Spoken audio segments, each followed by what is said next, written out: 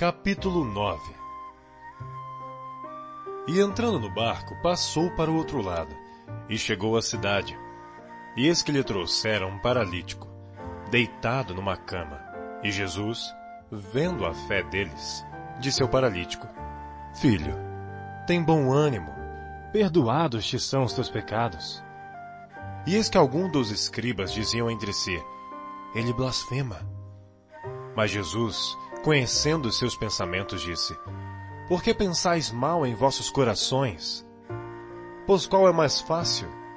Dizer, perdoados te são os teus pecados, ou dizer, levanta-te e anda? Ora, para que saibais que o Filho do Homem tem na terra autoridade para perdoar pecados, disse então ao paralítico: Levanta-te, toma a tua cama e vai para a tua casa. E levantando-se foi para a sua casa. E a multidão, vendo isto, maravilhou-se e glorificou a Deus que dera tal poder aos homens.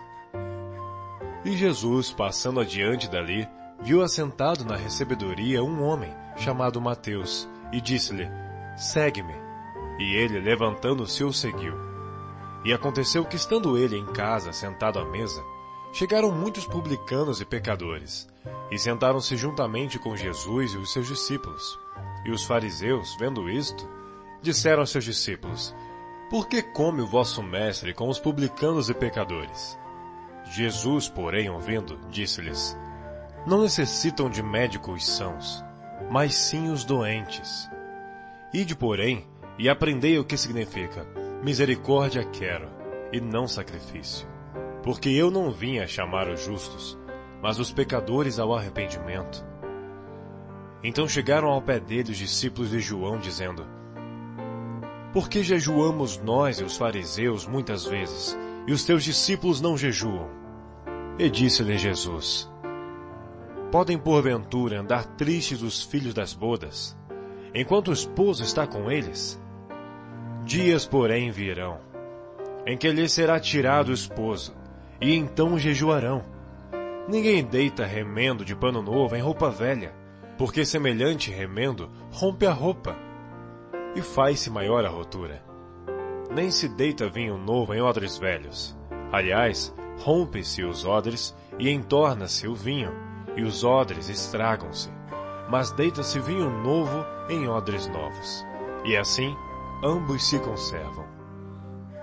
Dizendo-lhes ele estas coisas, eis que chegou um chefe e o adorou, dizendo: Minha filha faleceu agora mesmo, mas vem, impõe-lhe a tua mão e ela viverá. E Jesus, levantando-se, seguiu, ele e os seus discípulos. E eis que uma mulher que havia já 12 anos padecia de um fluxo de sangue, chegando por detrás dele, tocou a orla de sua roupa. Porque dizia consigo: Se eu tão somente tocar a sua roupa, ficarei sã. E Jesus, voltando-se e vendo-a, disse: Tem ânimo, filha, a tua fé te salvou. E imediatamente a mulher ficou sã.